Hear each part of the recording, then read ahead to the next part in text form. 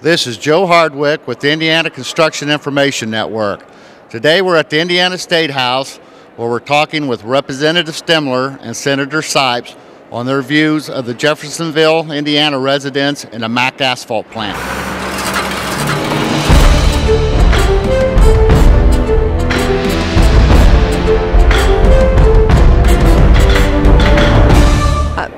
Representative Stemler and I have been involved in this situation, and I think the role that we've tried to play is to facilitate the state agencies, hopefully trying to help the residents have a conduit to their state government, which is the role that Steve and I play, being a representative and me being a state senator.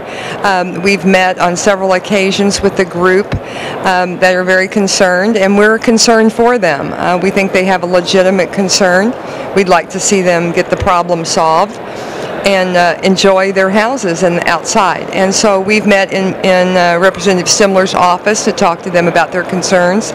They felt they were not getting some timely answers from some of the state agencies, and so Steve and I tried to help them with that. Then, so we had a meeting here in Indianapolis, and hopefully got some issues resolved, and we will continue to work with them in order to try to facilitate their questions and concerns and get some resolution in the situation. We were approached, I guess it was back in the late fall, maybe December, early December, and we did have that meeting, and certainly we felt that the citizens had a legitimate concern. We've visited the site. I know Connie's been out to the site and looked at it as well, and the quality of life is just not acceptable that we feel at this point. So we had a very productive meeting, as Connie mentioned, and we will continue to work towards helping to facilitate those discussions and really try to find a good resolution for both parties involved. It seems like if we can have continued communications, people are open-minded enough to sit down and work their differences out, that we can find a resolution to this. So we're very supportive of that, and we'll continue to be, and look forward to working with them. With any type of compromise and working out differences, you've got to have a willingness to want to find a resolution to it. And I've heard discussions about again putting in some type of buffer and planting some trees that would eventually grow and mature into helping restore the buffer that was removed. I know truck traffic is somewhat of a concern as well, and then hours of operation. I think there were some discussions that I think were productive in trying to work towards an agreement on hours of operation for noise and debris and dust as well.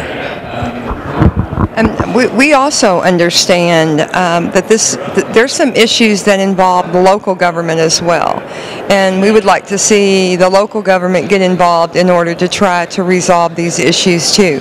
Now, on one hand, I would say MAC Construction hasn't contacted me in order to sit down and talk. The neighbors have contacted both Steve and I in order to help resolve the problem. And honestly, I can say I don't see the neighbors being uncooperative. I think they've offered some solutions that they're interested in. And so Steve and I both have that same kind of attitude, that we wish all the parties could get together and solve the problem. And we need to involve our local government as well, because they're a part of the solution too. Both Steve and I, this is exactly why we got into public service.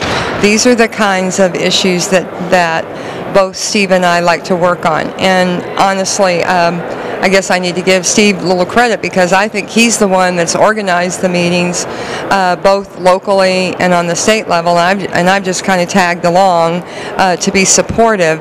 But this is exactly why we got into politics, in order to help our constituents. And that's truly what public service is about, is giving service to the people. And Connie is my senator, and she's given us good service for a number of years, and I'm fortunate enough to be able to serve the citizens in the 71st District as well. But we have to be responsive. That's what people expect from their government officials, and so we're both pleased to be able to help and listen and try to help facilitate the resolution of this issue.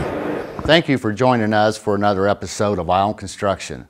If you have a story pertaining to the Indiana construction industry that you'd like to share with us, please contact us via our website.